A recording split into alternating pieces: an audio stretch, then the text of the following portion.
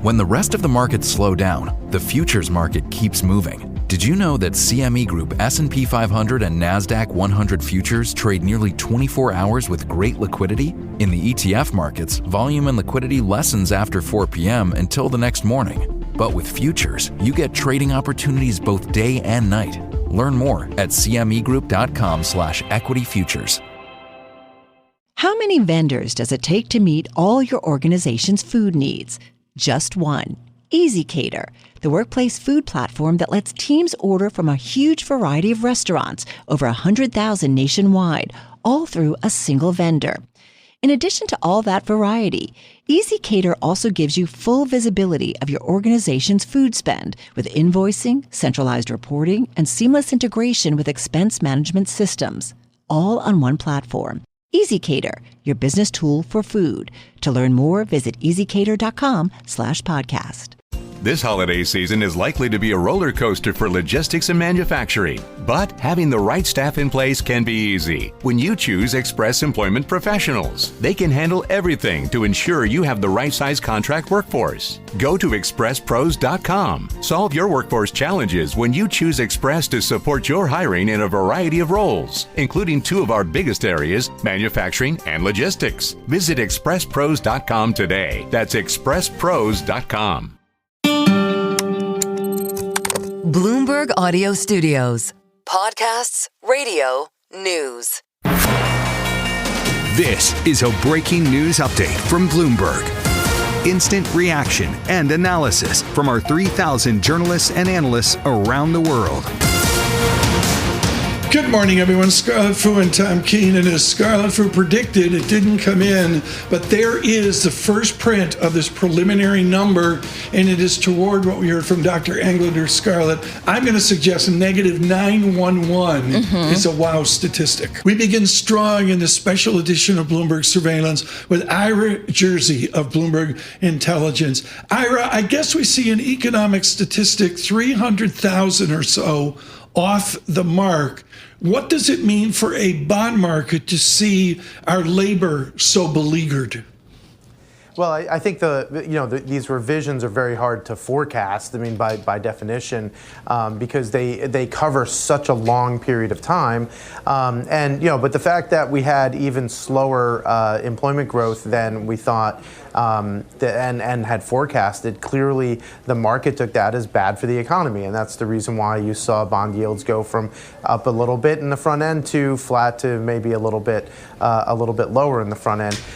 Importantly, I think here it just shows that the Federal Reserve has to take this into consideration when they deliberate next week what to do with interest rates, and it just solidifies even more that they're going to cut next week. And I suspect that it might actually give some of the people who are on the fence about the timing of cuts to not only cut in September, but also do a string of cuts and cut again in October, December, and January as well. To your point about how it's very difficult to forecast this, in the survey of economists that Bloomberg has compiled, the lowest estimate for this revision was 900,000, and the actual number reported was 911,000 reduction in the number of jobs over the 12 months to March 2025. So we had expected a negative revision, perhaps not this sizable. How much of this was totally baked in to the point where a 50 basis point rate cut is something that is now becoming more of the default scenario? Yeah. Well, I don't think that the Fed's going to go 50, and the market's not fully priced for that, not even 50% priced for a 50 basis point rate cut. At least it wasn't when I walked in here. I haven't checked in the last 2 minutes, but I doubt that it's really changed. And one of the big reasons for that is there still is this inflation overhang, right? The fear about tariffs maybe still adding to some inflation. We haven't seen all of it. You've heard a lot of Fed speakers talk about the net effect of tariffs hasn't yet been seen. So I think the Federal Reserve wants to be cautious, right? And the idea that they don't have to go at every meeting, I think that's what this takes off the table, that unless you see a insanely low CPI print, and tomorrow's PPI winds up being very low as well, at least below consensus, then the Federal Reserve probably just does their 25, then they guide, right? And it's that guidance, I think, that will ultimately move the bond market. And does that guidance say, hey, we're going to cut 150, 125, 50 basis points maybe, that's where the updated dot plot's going to matter, as well as their general summary of economic projections. In terms of the reaction in markets, I mentioned how the 2-year yield, the 10-year yield went negative briefly, but they're back up again, and we're now seeing the 2-year yield higher by 1.8 basis points. 10-year yield 4.06% up higher by 2.2 basis points. What do you see in terms of the direction of yields? Because a lot of people were saying that this revision would unlock the trajectory for yields for the rest of the year. Was that placing too much importance on it? Yeah, I think so. I don't see that. Ultimately, the market's trying to be forward-looking, right? And these are revisions to past data, don't necessarily reflect how the economy is going to do over the next 3 to 12 months, right? And that's but it does show the trend, and I think that's important. And that trend maybe is a little bit more severe than we thought. So that's where I think a 25 basis point move is kind of your base case, and then what's the follow-on from that base case for the long end of the curve. And I think that we are a little bit overbought. We have rallied very far very quickly, so it wouldn't surprise me if we consolidated a little bit here. I think, Tom, you asked if we were going to see sub 4%. Yeah. We've had since February, we've had our forecast for year end has been 3.95% or thereabouts on the 10-year yield. So we're effectively there. Special edition and extended edition, I should say, of Bloomberg Surveillance. Scarlet Fu and Paul Sweeney with Bloomberg Intelligence. We'll pick that up at near a quarter after the hour. Right now, Scarlet Fu and Tom Keene for you, without commercial interruption across the nation. Efforting a number of voices here. We'll stay with Ira Jersey and move on to other conversations in a moment. Ira, I'm going to ask you and all our guests this question. Is a simplistic way to look at this is to take 9/11 and divide it by 12, and we take 76,000 jobs off non-farm payrolls looking back 12 months?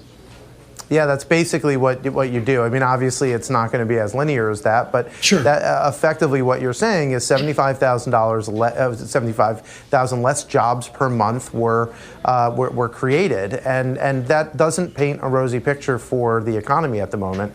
So, now some people are suggesting that perhaps this is the low and that we'll wind up seeing some hiring. Right. I'm not as convinced of that. When you look at the NFIB survey and a lot of the other sentiment surveys around the corporate world, it does seem that people are kind of pausing their hiring plans. So if if no one's being hired and you still have layoffs, then the hurdle to get positive payroll growth that's even that much higher. Ira, thank you so much. Ira Jersey with Bloomberg Intelligence. I stopped by Michael McKee's desk this morning. I had to fight through his people, got through, and I said to him, is there a whisper number on preliminary benchmark payroll revision? Joining us now, Michael McKee. You said there was no whisper number. There's no whisper number. Are you surprised by negative 9/11? That's a lot of jobs. I think we're surprised by the amount, but the fact that it was going to be a big number wasn't a surprise to most people. The range in the Bloomberg survey was from 200,000 to 900,000, and there were people who were even suggesting 1 million. And so that's not a surprise. But remember, what you have to do is take this, go back to March. 159,250,000 jobs were what the BLS had counted on payrolls as of March of this year. Now you subtract 911,000 from that in March, and that's where you are. So this is really backward-looking data. It's a way to update the data with actual data rather than a survey. Yeah. And it does show that the economy was weaker than we thought, but it doesn't have a lot of implications going forward. Okay, I'm going to ask a really obvious question for people who don't watch or listen. That's what I do. I'm competing with you on that. But for folks who don't monitor every single jobs report or every weekly jobless claims number. There are no people like that. Well, maybe those who don't listen to Bloomberg Radio, but for my mother who might tune in, how come the government can't get it right the first time around? Why would there be such a large revision, negative 911,000 jobs over a 12-month period?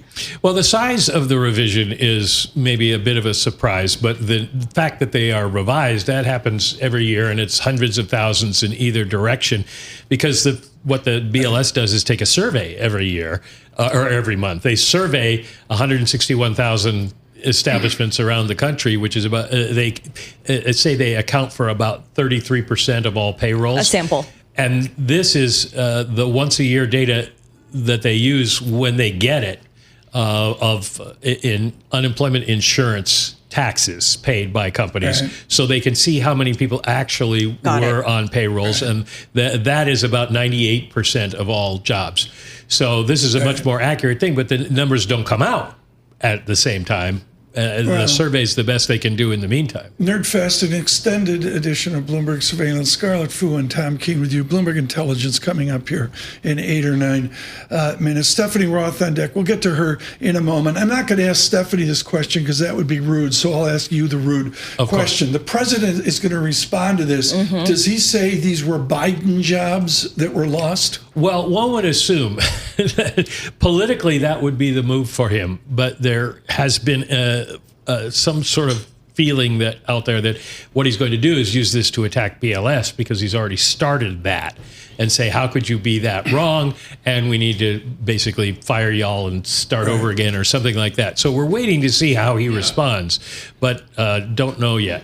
Michael McKee, thank you so much. Driving all of our economic coverage, truly knowledgeable on these arcane economic moments. Joining us now, Stephanie Roth, kind enough to be with us in the last 48 hours, chief economist at Wolf Research. Stephanie, I guess it's a surprise to a worser number from this preliminary statistic to the actual statistic. Can there be more mystery?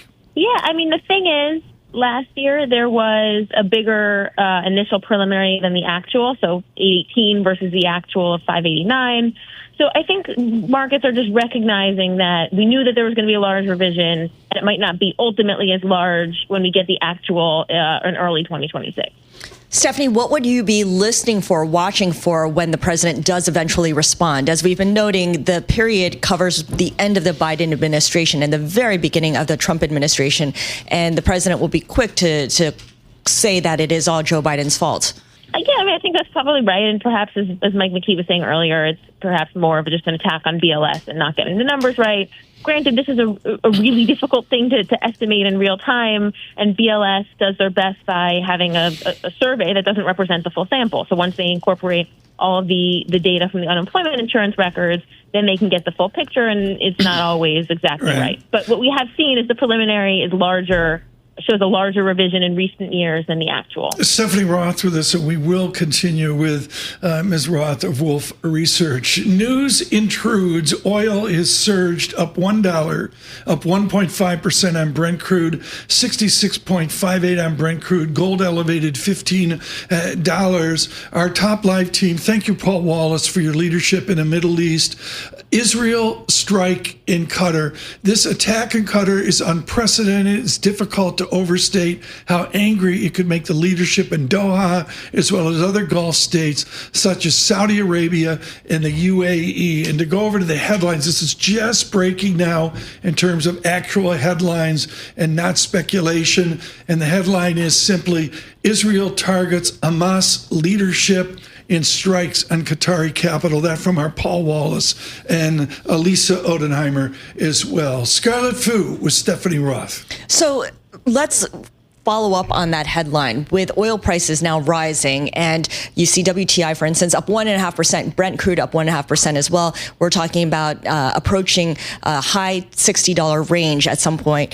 What does that mean for the inflation picture, Stephanie? We get CPI and PPI this week, and all focus will be on that. But down the road, if this war is revived and this becomes a constant pressure point, how are you folding that into your analysis of inflation? Yeah, I mean, there does continue to be more inflation pressures than generally expected. So oil prices, you tend to look at it a little bit differently, and that's why the Fed looks at core, which excludes food and energy.